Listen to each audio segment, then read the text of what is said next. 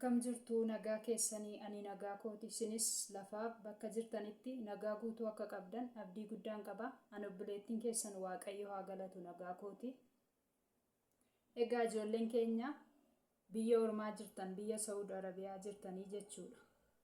Gocha suukkanneessaa gocha fuula namaatti fuula waaqatti hin tolle walirratti raawwachaa jiru jechuudha. Kutaa fi gandaan wal qoodanii.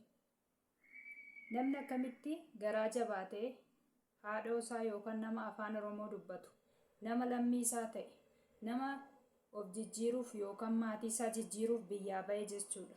Jireenya isaa fooyyeffachuuf biyyaa ba'e akkatti kutaa fi gandaan wal qoodanii akkatti gocha suukkanneessaa gocha namatti hin tolle kana walirratti raawwatu baay'ee nama gaddisiisaa jechuudha. Gara jabeenya hammamii kan jedhamudha. Makiinatti waliidhanii yookaan dhiiga walii dhangalaasanii yookaan bakka wanta namatti hin tolle wanta waaqatti hin tolle kana raawwachuu jechuun baay'ee tokko nama gaddisiisa dhugaa dubbachuuf. Namni lubbuu baatu yookaan namni nama akkasaa of jijjiiruuf biyyaa ba'e nama akkasaa maatii isaa jijjiiruuf biyyaa ba'e nama akkasaa jireenya isaa fooyyeffachuuf biyyaa ba'e sadarkaa kana irraan ga'u baay'ee tokko namatti ulfaata. Namni lubbuu baate akkamitti makiinatti nama hidhee nama lubbuun keessa jiru makiinatti hidhee makiinaa sanaan oofuu baay'ee nama gaddisiisaa jechuudha. Namni akkamitti garaa jabaatee qaama saalaa isaa irraa mura kun baay'ee tokko nama gaddisiisaa baay'ee kan namatti ulfaatu dhugaa dubbachuuf akka kootti jechuudha. Ijoolleen keenya biyya ormaa keessatti gocha suukkanneessaaf gocha fuula namaatti hin tolle kana walirratti raawwatan baay'ee tokko namatti ulfaata. Maaliif kutaa fi amantaa wal qooduun maal bu'aa qaba? Arsiis ta'e Baalees ta'e Oromoon tokkodha. Oromoon ilmaan abbaa tokkooti. Kanaafuu gara jabeenya akkasii Waaqayyo nurraa haa qabu. Ijoolleen keenya biyya ormaa keessatti miskiina nyaatee garaadhaan qabne miskiina dalagachuuf biyyaa ba'e gocha suukkanneessaa gocha hin taane irratti raawwattan kun gaarummaa hin qabu. Maaliif haati isaa yookaan abbaan isaa mucaan koo biyya san jiraa of jijjiiraa na jijjiiraa jedhaniitu eeggatu. Sin garuu biyya ormaa keessatti wal nyaattu biyya ormaa keessatti dhiiga walii dhangalaastu wal ajjeestu kun waan hin bareennedha akka kootti jechuudha. Baay'ee nama gaddisiisa.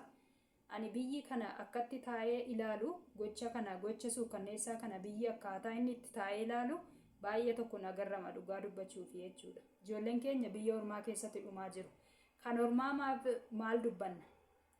Kan diinni dhufee harka nurraa muru isa kam dubbanna? Keenyayyuu ijoolleen biyya tokko ijoolleen godina tokko ijoolleen Oromiyaa tokko ijoolleen afaan of walii dubbatan ijoolleen ilmaan tokko ijoolleen abbaa tokko yeroo akkatti garagaranii wal nyaatan baay'ee nama gaddisiisa. Ormaaf maal dubbanna? Diinni yeroo waan tokko nurratti raawwatu maal dubbanna? Kan isaanii keenyayyuu hin caala waan ta'eef baay'ee nama gaddisiisa.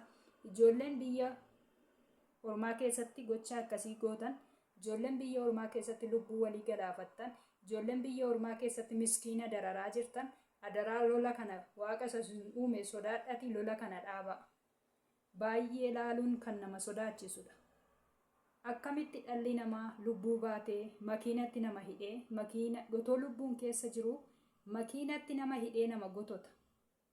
Otoo lubbuun nama keessa jiru akkamitti qaama saalaa isaa mura otoo lubbuun keessa jiru baay'ee nama gaddisiisa. Seenaan taane galmeessudha kun. Arsiis ta'e Baalees ta'e Oromoon ilmaan abbaa tokkooti. Oromoo kan dubbatu kamillee ilmaan abbaa tokkooti. Nuun tokkodha malee yeroo barri kun yeroo tokko ta'anii tokkummaadhaan ka'anii diina walirraa dhoowwan malee yeroo walitti garagaranii wal nyaatan miti. Yeroo walitti garagalanii wal reeban wal dhiigsan wal buruqsan biyya ormaa keessatti wal ajjeesan miti. Biyya ormaa kan deeman of jijjiiruuf maatii ofii jijjiiruuf jireenya ofii fooyyeffachuuf. Garuu inni biyya akkasii deemee kana godhu immoo baay'ee tokko dhugaa dubbachuu kana baay'ee ilaaluu mattuu baay'ee nama qaanessaa jechuudha. Kanaaf ijoolleen keenya biyya ormaa irratti kana gootan lola kana nurraa dhaabaa. Ilaalutti wanta hin bareenne miskiina nyaatee garaadhaan qabne hin darariinaa hin rakkisiinaa. Of jijjiiruuf maatii isaa jijjiiruuf biyyaa ba'e.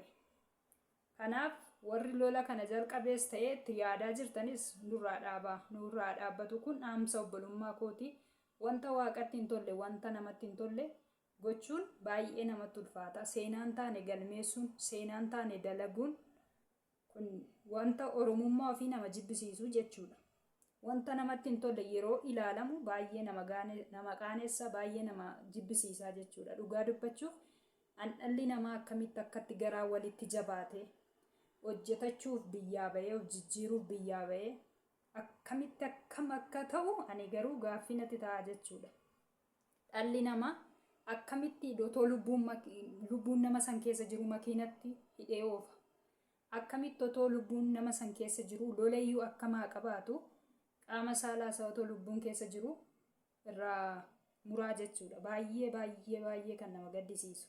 Dhugaa dubbachuuf miskiina hin darariinaa, miskiina hin ajjeesinaa, nyaatee garaadhaan qabu. Hojjedheen of jijjiira jedheetu, hojjedheen maatii koo jijjiira jedhee biyyaa ba'e. Kanaafuu lola kana nurraa dhaabaa. Dhiigni akkatti wal dhangalaastan kun haa dhaabatu. Obboloota koo nagaan bakka jirrutti nagaan nuuf haa ta'uun jedha. Kan ormaa maaliif dubbanna nuun? Warra harka nurraa muru, warra bakka biyya keenya keessatti wantoota garaagaraa diinni nurratti raawwatu tokkummaan ka'anii otoo ta'e tokkummaan ka'anii kan ofirraa dhorkan. Garuu isin walitti deebitanii wal garagartanii kan wal ajjeestan, kan wal miitan, gocha suukanneessaa kan walirratti raawwattan. Kanaaf obboloota koo lola kana nurraa dhaabaan jedha. Wanta namatti hin tolle, wanta waaqatti hin tolle kanadha. Viidiyoo biraatiin amma walitti deebinutti nagaan naaf tura. YouTube kommo subscribe, like, share naaf godha.